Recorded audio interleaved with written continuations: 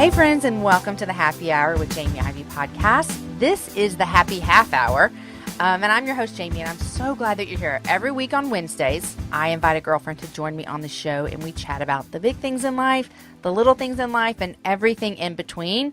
But on this show, we do things a little different.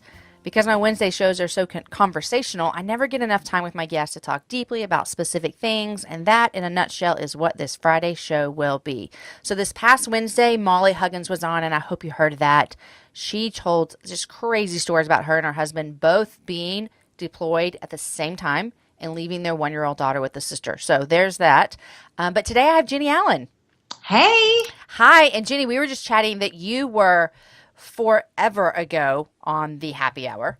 Yes, I was one of the very first guests, I believe. You were one of the very first guests, and people always tell me, they're like, I'm starting listening to all your old shows, and I'm always like, I'm so thankful, but just remember, things got better. Like, we just were learning.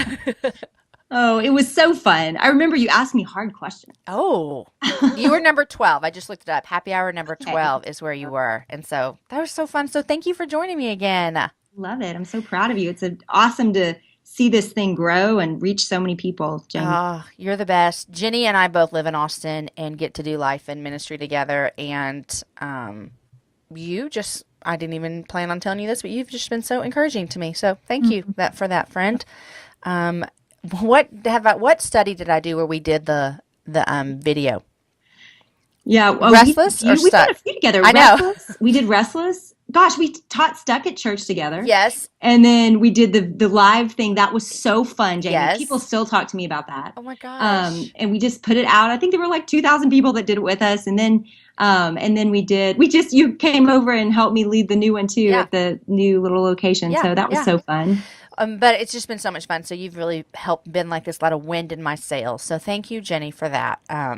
Okay, so let's get going. In this show, we just kind of go through questions. It's a little different than the regular show. So here we go.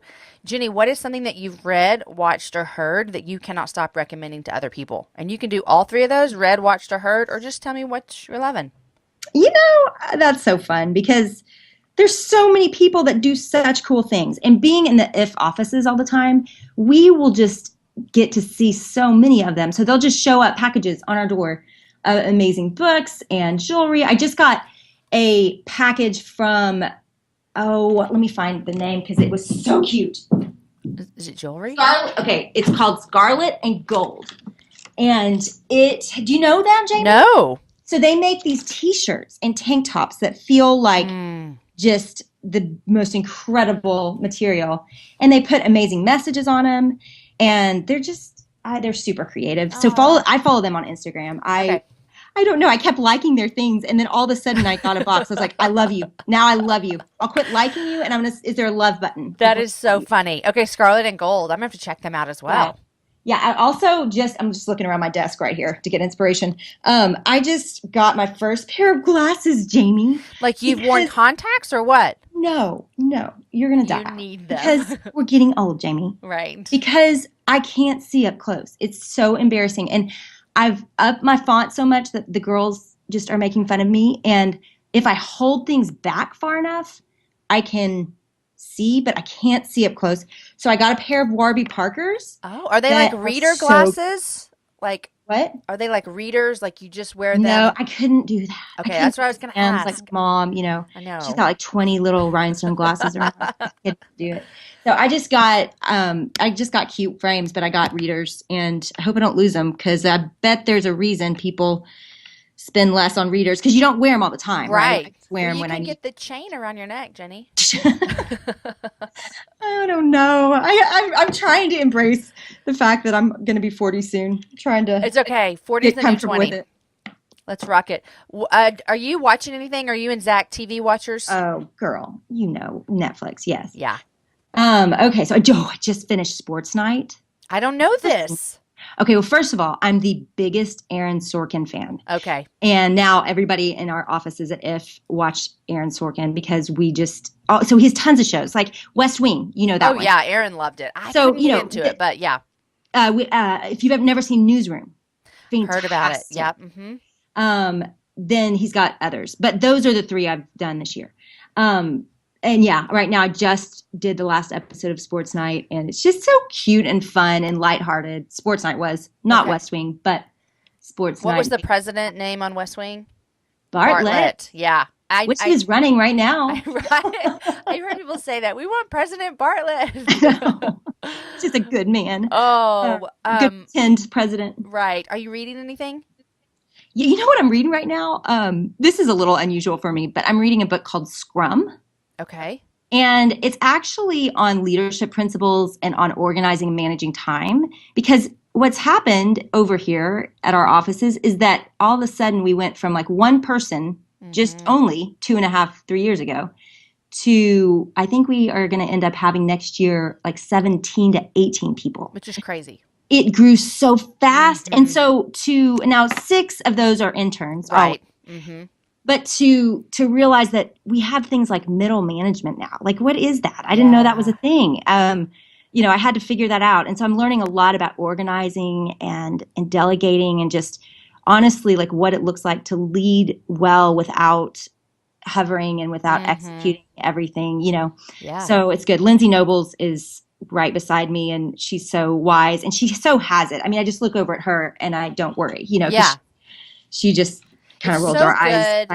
It's good to have someone on your team that you really can look at and go, I don't worry when you're beside me. I don't. And she's such a good friend in it too. And so it's really fun. The two of us have a lot of fun leading, but ultimately I think what I'm realizing is part of my leadership is to continue to be at the helm and to look out and to not try to control what's happening day to day. And so that's good. We're all kind of redefining our roles, and I love so that's been good. I'm also sitting here looking at Shauna's new book that'll come out soon. Oh, I cannot wait. So I'm excited about that one. I just picked up that today and started reading. I can't wait. Excited. And Wild and Free comes out, and I've read that, loved that. Love that book.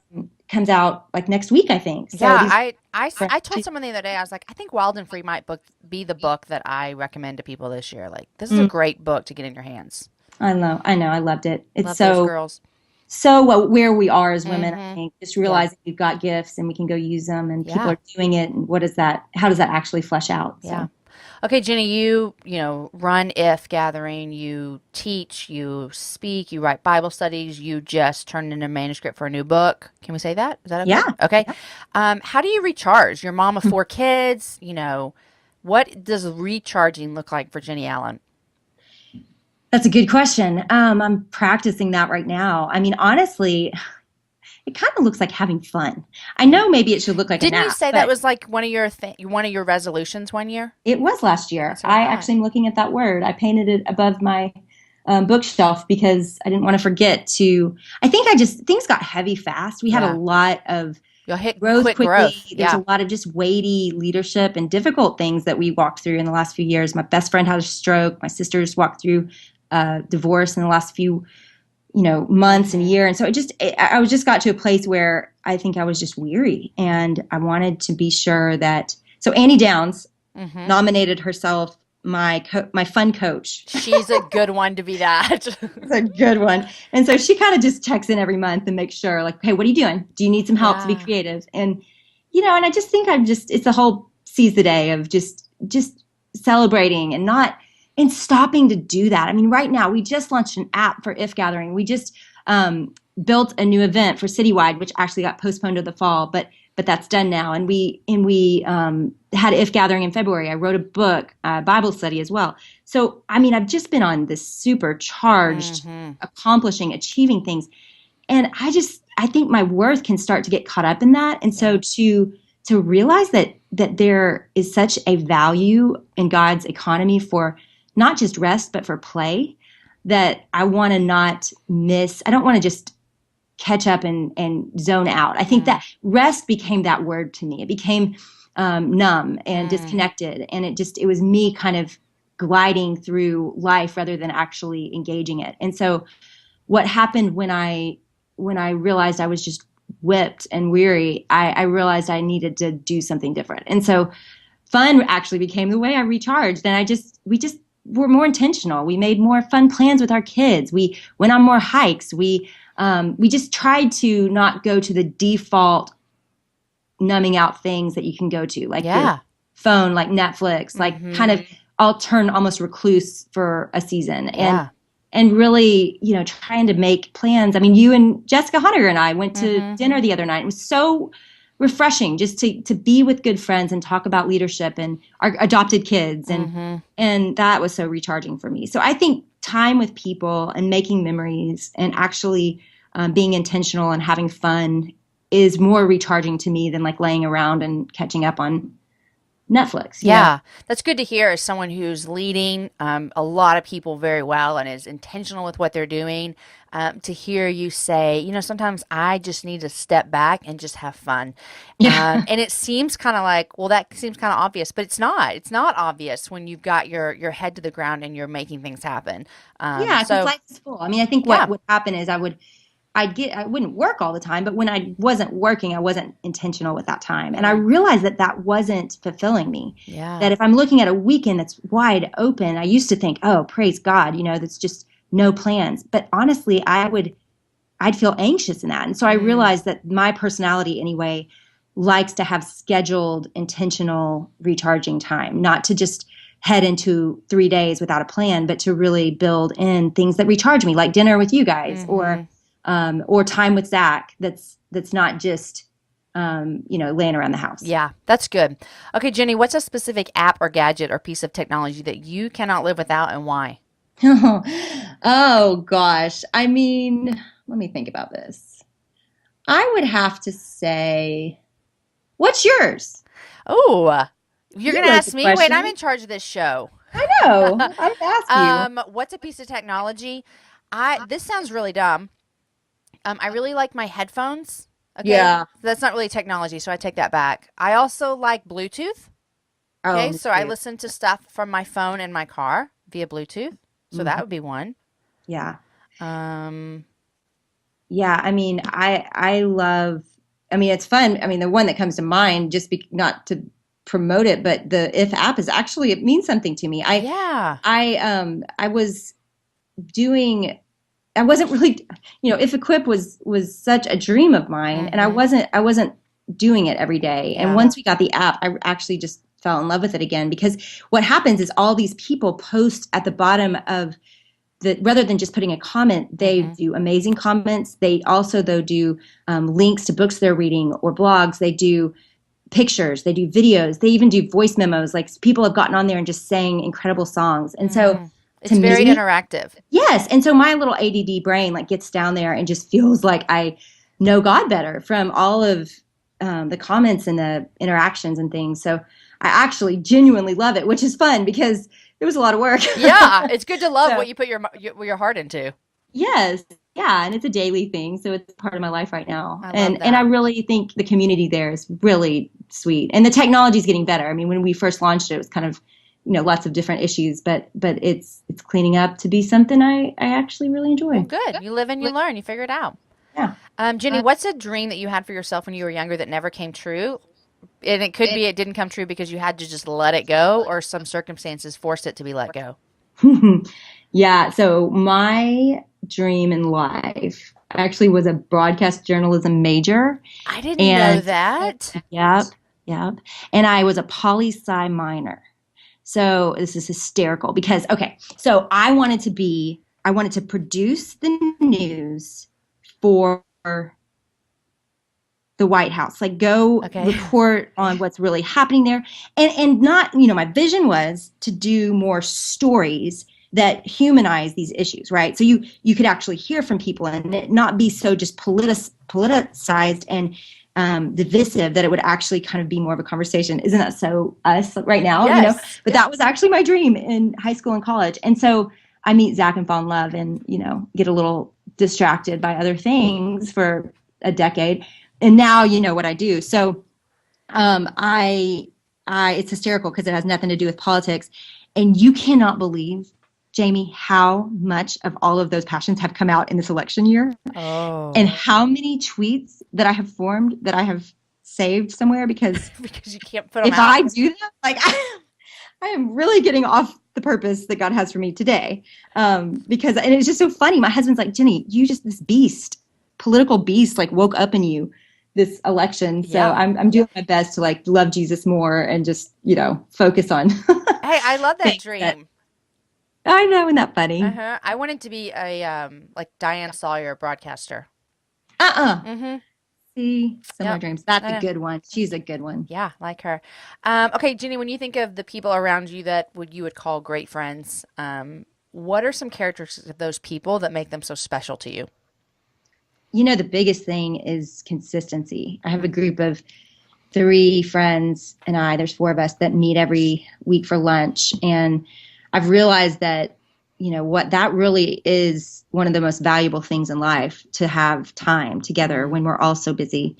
Most of us work and juggle kids. And so just to see each other, but also just have fun. Like, I think Yeah. they're part of that. As well as, they kick me in the boo-hiney and make sure that I'm not getting off track. Mm-hmm.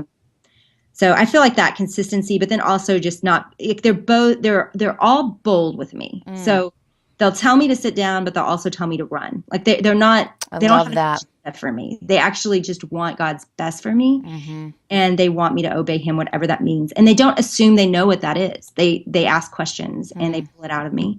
So it feels like they're the furthest things from judgmental or critical about my life, but they aren't afraid to say very hard things when I need them. I love that. And y'all have built this relationship of trust where that Yes. can happen. Yeah. That's awesome. Jenny, what's some of the best advice you've ever received maybe in your life or something that someone's spoken to you recently? What's some of the best advice you've ever received? Well, recently, Micah May, who runs May Designs, actually the journal company, she is a friend in town for both of us. I'm sure you know Micah. Yeah, love Micah. Yeah. So she said to me recently, as her life has gotten busier, do for one person what you wish you could do for everybody. And I think I'd gotten so busy that I'd started to feel paralyzed, that I couldn't do all the things that I wanted to for my kids. I couldn't do all the things that I wanted to for Zach and for my friends, or even for the inbox that sits on Facebook. I couldn't, every time I went, I was like, I can't. I go hear in you. here. Yeah.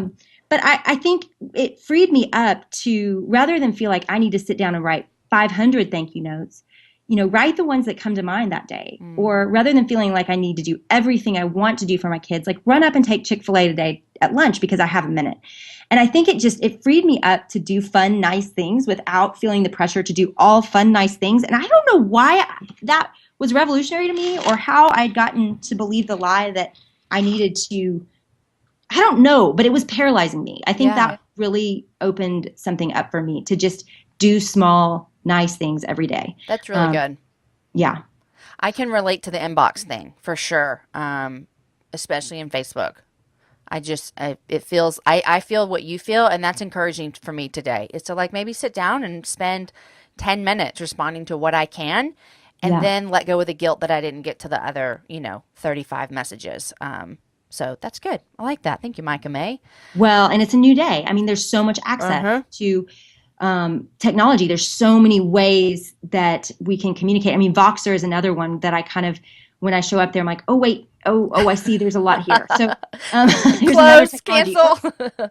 Yeah. And you just realize like there is something to just simplifying our lives as it gets more complicated, as there's new and more things to experience and do. It's like, is that, we could do that, but is that best? Right. So finding that kind of rhythm. And which this is completely off topic, but are you on Snapchat?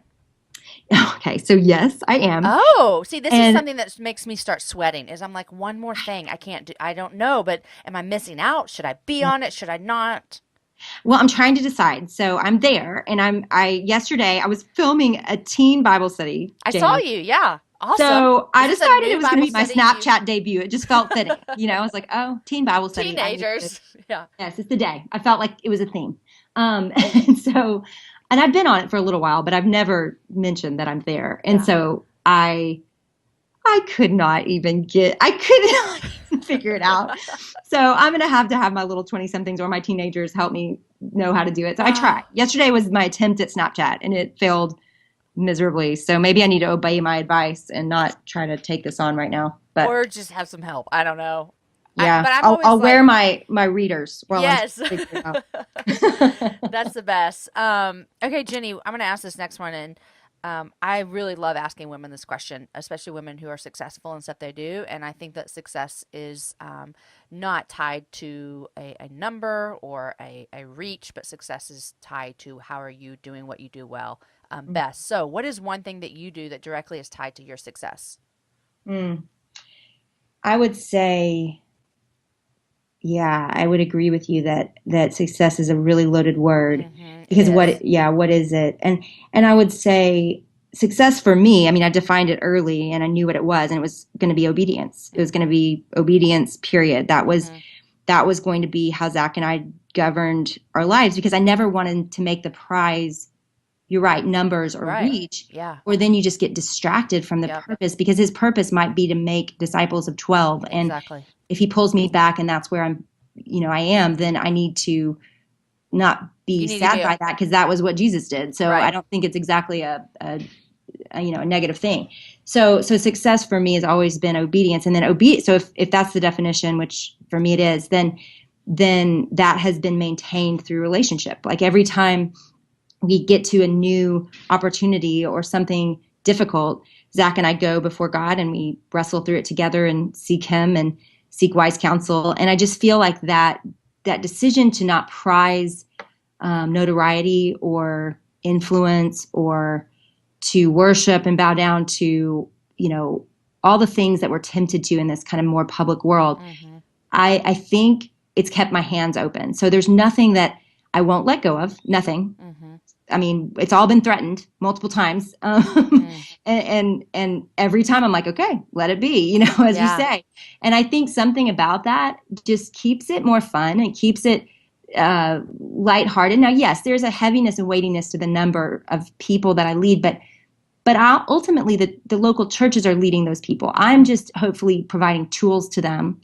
And if I keep my role clear, which is I just make tackle, for fishermen, then it's not a big deal. So I think knowing what success is actually probably what has helped me feel like I'm living in it, whether that was making disciples of, 100 people in a Bible study at church, or, even before that, 7 people was my kind of number that I always asked. I feel like all that was successful, and that was me walking with God, because I think at the end of our lives, that when I look back, that's what I want to have said, that I did well, that whatever God said to do, I did it. And not always quickly and not always without fear. Right. But ultimately, like, he helped me do it. And so staying close to him.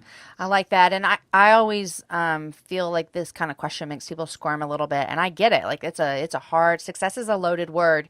And I love how you set it up as saying that you defined what that would look like for you early on.